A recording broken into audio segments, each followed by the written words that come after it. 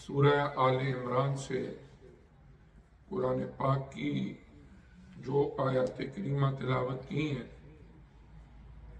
ان میں حج بیت اللہ شریف کا اللہ کریم نے حکم دیا ہے۔ ذیقات کا یہ مہینہ ہے جو اسلامک کیلنڈر کا 11th منتھ ہے، اور انشاءاللہ اس کے بعد ذو الحج کا مہینہ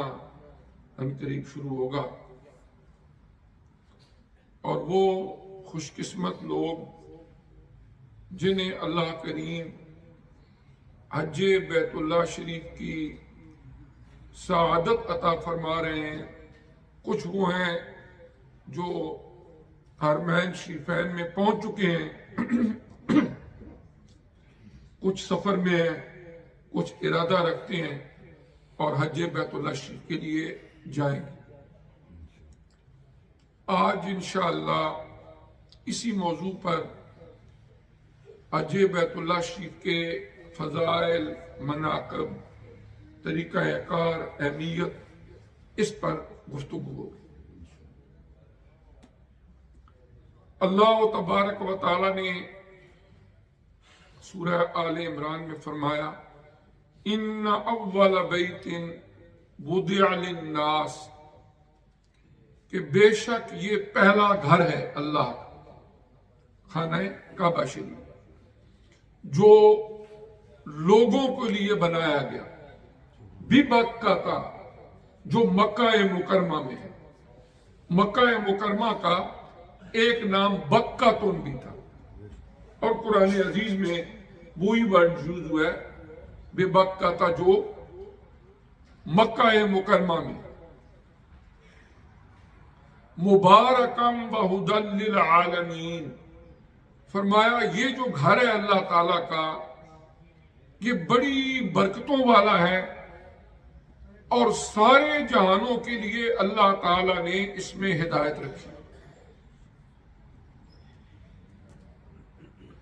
اور پھر فرمایا اس میں کھلی نشانیاں، فی آیات بینات، اس میں اللہ تعالیٰ نے کھلی نشانیاں اپنی قدرت کی رکھی ہوئی ہیں، اور اس میں مقام ابراہیم ہے۔ وَمَن دَخَلَهُ كَانَ آمِنًا، اور جو بھی اللہ تعالیٰ کے اس گھر میں، اس حرم میں آ گیا، اس کے لیے امن ہے، اس کے لیے سلامتی ہے۔ وَلِلَّهِ عَلَى النَّاسِ حِجُّ الْبَيْتِ مَنِ اسْتَطَاعَ إِلَيْهِ سَبِيلًا، جو بندہ بھی طاقت رکھتا ہے، استطاعت رکھتا ہے اس گھر تک آنے کی، اللہ تعالی کی طرف سے اس کے اوپر حج بیت اللہ شریف فرض کر دیا گیا۔ وَلِلَّهِ، اللہ تعالیٰ کی رضا کے لیے، اللہ کے لیے اس پر حج بیت اللہ شریف فرض ہے۔ من استطاع الیہ سبیل، جو بھی استطاعت رکھتا ہے اللہ تبارک و تعالیٰ کے اس گھر میں آنے کی۔ فرمایا وَمَن کفر، اور جس نے کفر کا رستہ اختیار کیا تو اللہ تعالیٰ سارے جہانوں سے بے نیاز ہے۔ وَمَن کفر فَإِنَّ اللَّهَ غَنِيٌّ عَنِ الْعَالَمِينَ، پھر اللہ تعالیٰ سارے جہانوں سے بے نیاز ہے، پھر وہ جو کرنا چاہے اس کو کوئی روک نہیں سکتا۔ یعنی جو حج بیت اللہ شریف کا کفر ہے، انکار ہے، اس پر سخت وعید ہے۔ اللہ تبارک و تعالی نے مختلف انبیاء و رسل کو جب بھیجا اس زمین پر، تو ان کو اپنی عبادت کرنے کا وہ طریقہ سکھایا کہ وہ اپنی قوموں کو، اپنی امتوں کو بھی یہ بتائیں کہ اللہ تعالیٰ کو کس سکیجول کے ساتھ کس طرح یاد کرنا ہے۔ کچھ چیزوں کو فرض قرار دے دیا، ایسا ٹائم ٹیبل دے دیا، اسی طرح کچھ چیزیں واجب ہیں، سنت ہیں، مستحب اعمال ہیں، ہم نوافل ادا کرتے ہیں، تسبیحات پڑھتے ہیں نفل کے طور پر۔ تو کچھ عبادات وہ ہیں کہ جنہیں ہر امت کے لیے فرضیت کا درجہ دیا گیا، یعنی اگر کوئی بندہ ان کو ادا نہیں کرتا تو سخت ترین گناہ کبیرہ، اور اگر کوئی ان کو ڈینائی کر دیتا ہے، وہ کہتا ہے جی نہیں میں مانتا ہی نہیں کہ یہ عبادت ہے، تو وہ دائرہ اسلام سے خارج ہو جاتا ہے۔ حضور نبی کریم صلی اللہ علیہ وآلہ وسلم کی جب بعثت مبارکہ ہوئی، آپ نے نبوت کا اعلان فرمایا، اس کے بعد ابتدائی حالات ایسے تھے کہ ان میں لوگ نئے نئے زمانہ جاہلیت کو چھوڑ کے زمانہ اسلام کی طرف آئے تھے، تو اللہ تبارک و تعالی نے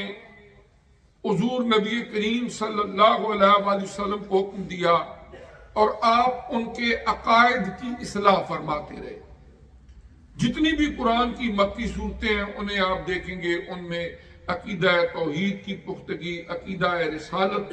عقیدہ آخرت، یہ تین بنیادی عقائد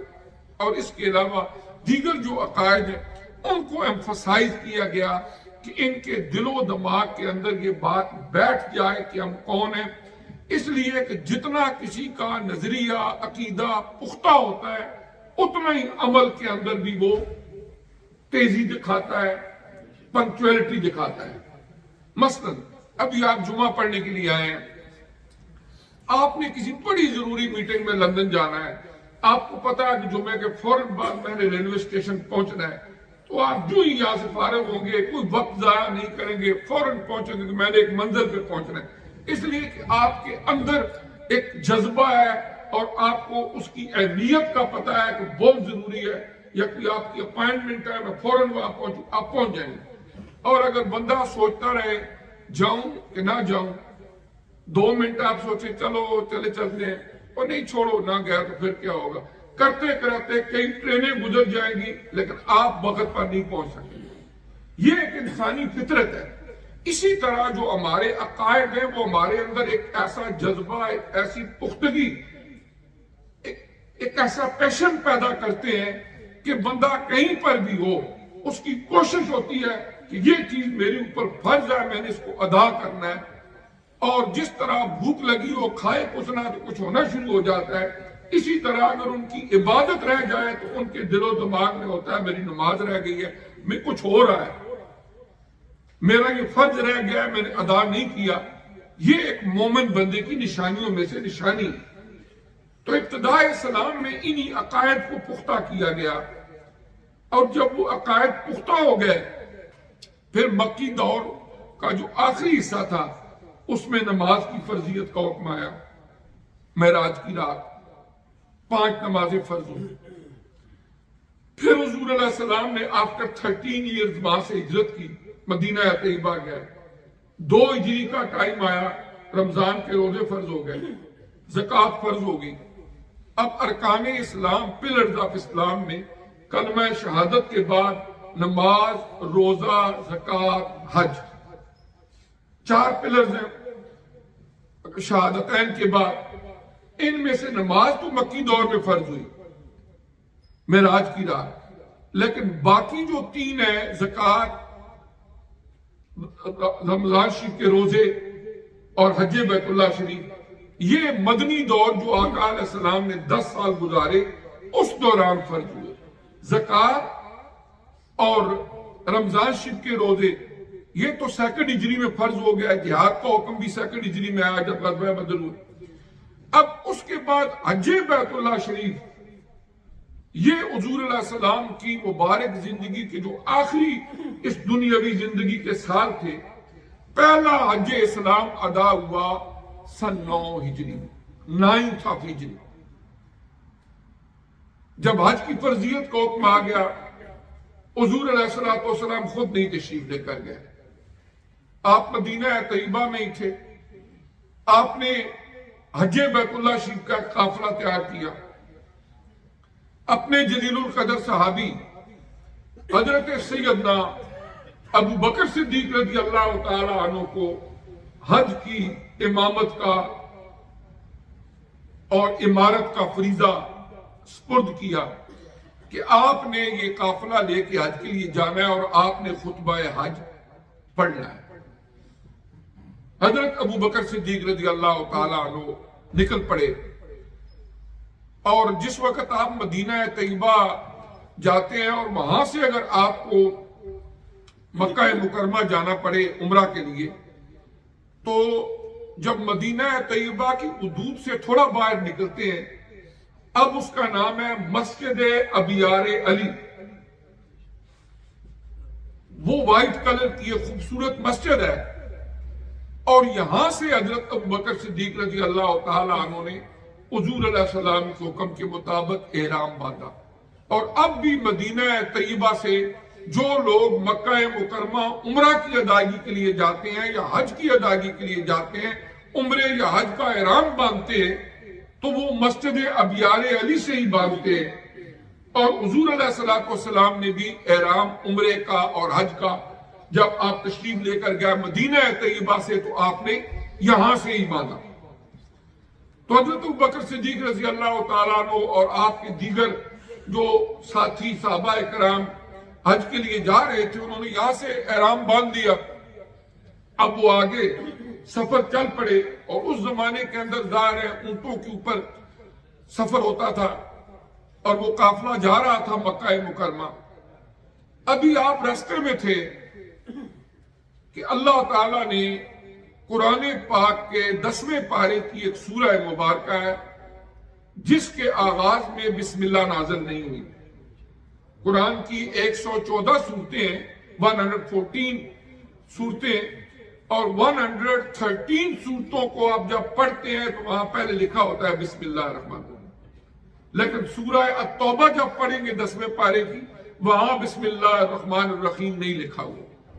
اور اس سورت کا دوسرا نام ہے سورہ برات. 2 نام ہے اس کی آیات نازل ہوئی جس میں اللہ تعالیٰ نے فرما دیا کہ آئندہ سال سے جو مشرک لوگ ہیں وہ حرم میں داخل نہیں ہو سکیں. ابو بکر صدیق رضی اللہ تعالیٰ عنہ کا قافلہ نکل چکا ہے. اب بعد میں قرآن کا نزول ہو گیا اللہ کا حکم آ گیا. حضرت سیدنا علی شیر خدا رضی اللہ تعالیٰ عنہ اس حج میں حضرت ابو بکر صدیق رضی اللہ تعالیٰ عنہ کے ساتھ نہیں گئے تھے. وہ حضور نبی کریم رؤوف الرحیم صلی اللہ علیہ وسلم کے ساتھ مدینہ طیبہ میں تھے. اب جب یہ آیات نازل ہوئی تو حضور علیہ السلام نے حضرت علی شیر خدا رضی اللہ تعالیٰ عنہ کو فرمایا کہ میری اونٹنی قصوہ،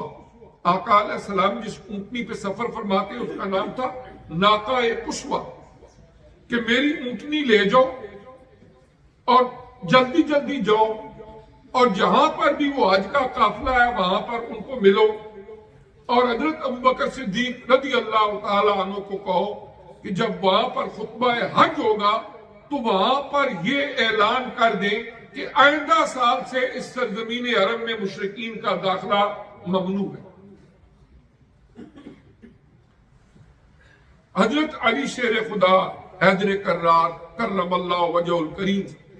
آپ اس اونٹنی پہ بیٹھ کے چلے گئے اور ایک مقام آیا جہاں پر نماز کا وقت تھا. حضرت ابو بکر صدیق رضی اللہ تعالیٰ عنہ کا قافلہ رکا ہوا تھا. نماز کے لیے صفیں بنی ہوئی تھی. حضرت ابو بکر صدیق رضی اللہ تعالیٰ عنہ مصلی امامت پہ کھڑے تھے. ابھی نماز شروع نہیں کی تھی. آپ کے کانوں کے اندر اونٹنی جو آواز نکالتی ہے انہناتی ہے اس اونٹنی کی کان میں آواز پڑی، رک گئے، نماز نہیں شروع کی اور کہنے لگے کہ مجھے لگتا ہے کہ یہ میرے پیارے نبی صلی اللہ علیہ وسلم کی اونٹنی کی آواز ہے، ہو سکتا ہے آپ خود تشریف لے آئے ہوں. رک گئے. اور جب دیکھا تو آقا علیہ السلام خود نہیں آئے تھے، بلکہ آپ نے حضرت علی شیر خدا رضی اللہ تعالیٰ عنہ کو بھیجا تھا۔ جب حضرت علی شیر خدا رضی اللہ تعالیٰ عنہ اندر آئے، سلام دعا ہوئی، اس کے بعد پہلا سوال حضرت ابو بکر صدیق رضی اللہ تعالیٰ عنہ نے کیا کیا؟ آپس میں محبت دیکھیں، یا علی انت آمر ام مامور، کہ اے علی شیر خدا رضی اللہ تعالیٰ عنہ، آپ مجھے یہ بتاؤ کہ تم امیر حج بن کے آئے ہو؟ کیا آقا علیہ السلام نے تمہیں حج کا امیر بنا کے بھیجا ہے تاکہ میں پیچھے ہو جاؤں، آپ آئیں اور امارت کے معاملات سنبھالیں، یا آپ میری ہی اقتدا میں حج ادا کریں گے؟ آپ بتائیں۔ تو پھر حضرت علی شیر خدا رضی اللہ تعالیٰ عنہ نے وضاحت فرمائی کہ آپ ہی امیر حج ہوں گے، میں آپ کے پیچھے ہی حج ادا کروں گا، لیکن حضور علیہ السلام پر قرآن کا یہ حصہ نازل ہوا آپ کے روانہ ہو جانے کے بعد، لہذا یہ اعلان کرنا ہے وہاں حج بیت اللہ شریف کی ادائیگی کے بعد کہ اس حرم کی زمین کے اندر اگلے سال سے مشرکین حج ادا کرنے کے لیے نہیں آئے۔ یہ اللہ کا حکم نازل ہو گیا سورہ توبہ کے اندر۔ اس طرح پھر یہ قافلہ آگے بڑھا، حضرت ابوبکر صدیق رضی اللہ تعالیٰ عنہ کی امارت میں حج ادا ہوا۔ یہ 9th آف ہجری اسلام کا یہ پہلا حج تھا، یعنی اس سے پہلے حضور علیہ السلام کو قریباً 22 ایئرز ہو چکے تھے اعلان نبوت کی ہوئے، لیکن ابھی حج کی فرضیت کا حکم اس سے پہلے نہیں آیا تھا، اور جب حج کا حکم آیا تو 9 ہجری میں مسلمانوں نے یہ پہلا حج ادا کیا، اور حج ہر سال ہوتا تھا۔ مشرکین مکہ بھی حج کرتے تھے، لیکن بہت ساری قرآن نے ان چیزوں کو ذکر کیا کہ انہوں نے خرابیاں اس میں پیدا کر لی، نعوذ باللہ ننگے بھی طواف کرنے لگ گئے، اور بھی کئی قسم کی خرافات انہوں نے حج بیت اللہ شریف کے اندر شامل کر لی، جن کا انشاءاللہ اگلے جمعوں کے اوپر ذکر کریں گے۔ آج ابتدائی طور پر ہمارا موضوع ہے حج بیت اللہ شریف جو ہے اس کی فرضیت کیسی ہوئی اور اس کے فضائل کے۔ پھر اس کے بعد چونکہ حج کی فرضیت کا حکم تو آ گیا، ایک حج ادا بھی ہو گیا، اعلان بھی ہو گیا کہ اگلے سال جو ہے وہ مشرکین نہیں آ سکیں گے، اور شاید اس کے اندر یہی حکمت ہو کہ چونکہ اس سال تک ایسا حکم نہیں آیا تھا اور مشرکین نے بھی اس حج بیت اللہ شریف کے اندر ظاہر شرکت کی، تو آقا علیہ السلام خود تشریف نہیں لے کر گئے۔ اگلا سال تھا 10th آف ہجری۔ اب نبی کریم علیہ السلام نے پورا سال اس کی تیاری کی، صحابہ اکرام کو تیار کیا کہ اگلا سال جو ہے وہ حج بیت اللہ شریف کے لیے ہم نے جانا ہے، اور اس طرح میدان عرفات کے اندر قریباً 140,000 صحابہ اکرام، 1,40,000 کے قریب صحابہ اکرام میدان عرفات میں تھے جب نبی کریم علیہ السلام نے حج بیت اللہ شریف کا اپنا آخری خطبہ ارشاد فرمایا۔ حضور علیہ السلام مدینہ طیبہ سے نکلے اور آپ نے حج قران کیا تھا، اور آگے چل کے میں عرض کرتا ہوں کہ حج قران کیا ہوتا ہے۔ حضور علیہ السلام نے احرام باندھا، صحابہ اکرام نے احرام باندھا، پھر یہاں سے آپ حج بیت اللہ شریف کی ادائیگی کے لیے تشریف لے کر گئے، اور جب اس حج کے موقع پر آپ نے اب موجودہ میدان عرفات کے اندر جو مسجد نمرہ ہے، اب وہاں پر مسجد نمرہ یہ وہ جگہ ہے جہاں پر حضور علیہ السلام نے خطبہ حج ارشاد فرمایا، حضرت ابراہیم علیہ السلام نے بھی جہاں پر خطبہ ارشاد فرمایا، اور یہ وہ جگہ تھی کہ جہاں پر سارے لوگ 9 ذو الحج کو جمع ہوتے اور وہاں پر حج بیت اللہ شریف کی ادائیگی کے دوران خطبہ حج ہوتا، جو ہم آج کل اپنی ٹی وی سکرینز کے اوپر کہتے ہیں کہ آج حج ہو رہا ہے، وہ وہاں سے ہی مسجد نمرہ سے ہی لائیو وہ خطبہ جو ہے وہ ہو رہا ہوتا ہے۔ تو حضور نبی کریم علیہ السلام نے جو اپنا خطبہ ارشاد فرمایا، اس کے اندر آپ نے حقوق اللہ، حقوق العباد وضاحت کے ساتھ، یہ ایک علیحدہ پورا چیپٹر ہے، اس کو بیان فرمایا، اور اس کے علاوہ آپ نے ایک پیشن گوئی یہ فرما دی اشارتاً کہ ہو سکتا ہے اگلے سال، یعنی 11th ایئر جو ہے اسلامک سال کا آپ کی ہجرت کے بعد، اس میں آپ نے فرمایا ہو سکتا ہے اگلے سال اس حج کے موقع پر میں آپ میں موجود نہ ہوں، اور صحابہ اکرام رضوان اللہ تعالی علیہم اجمعین بھی سمجھ گئے کہ آقا علیہ السلام ایک پیشن گوئی فرما رہے ہیں اپنے وصال مبارک کی، اور حضور صلی اللہ علیہ وآلہ وسلم اس حج کی ادائیگی کے بعد 83 ڈیز کے بعد ربیع الاول شریف کے بابرکت مہینے کے اندر آپ کا وصال مبارک ہو گیا، اور آپ نے پہلے ہی حج کے موقع پر یہ پیشن گوئی فرما دی تھی۔ اور اس موقع پر حضور نبی کریم صلی اللہ علیہ وآلہ وسلم نے اپنے صحابہ اکرام کو فرمایا کہ تم مجھے یہ بتاؤ، اللہ نے جو پیغامات مجھے دیے تھے اور جو میری ذمہ داری تھی بحیثیت نبی اور رسول، کیا میں نے وہ اللہ کا پیغام آج تک پہنچایا؟ حل بلغت رسالات ربکم، کیا تمہارے رب کے وہ سارے پیغامات میں نے تم تک پہنچائے؟ اور سارے صحابہ اکرام ہاتھ کھڑے کر کے انہوں نے کہا یا رسول اللہ صلی اللہ علیہ وسلم، آپ نے اللہ تعالیٰ کے ان پیغامات کو ہم تک پہنچانے کا حق ادا کر دیا۔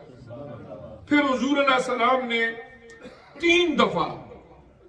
اپنی نگاہوں کو آسمان کی طرف اٹھایا، انگلی شہادت کا اشارہ کیا اور فرمایا اللہ مشہد، اللہ مشہد، اللہ مشہد، کہ اے اللہ پاک اتنے تیرے بندے گواہ ہیں کہ میں نے ان تک تیرا پیغام پہنچایا، تو بھی اس پر گواہ بن جا، تو بھی اس پر گواہ بن جا، تو بھی اس پر گواہ بن جا۔ اور جب آپ نے یہ ارشاد فرما دیا، پھر آپ نے فرمایا فَلْيُبَلِّغِ الشَّاهِدُ الْغَائِبُ، کہ جو لوگ یہاں موجود ہو، اب یہ تمہاری ذمہ داری ہے کہ جو یہاں موجود ہیں یہ میرا پیغام ان تک پہنچائے جو یہاں موجود نہیں۔ صحابہ کرام رضوان اللہ تعالی علیہم اجمعین نے اس بات کو پلے باندھا، اور آپ دیکھیں گے کہ حضور علیہ السلام کے جلیل القدر صحابہ کرام، آپ دور دراز تک آپ سیریا میں جائیں گے، جارڈن میں جائیں گے، ایران میں جائیں گے، ایون کہ افریقہ میں جائیں گے، وہاں پر ان کی قبور ملتی، جہاں تک ان سے بند پڑا انہوں نے اللہ تعالیٰ کے اس پیغام کو زمین کے دور دراز کے خطوں تک پہنچایا، اور آقا علیہ السلام کا یہ حکم تھا فَلْيُبَلِّغِ الشَّاهِدُ الْغَائِبُ۔ اس طرح نبی کریم علیہ السلام نے یہ حج بھی ادا فرمایا اور خطبہ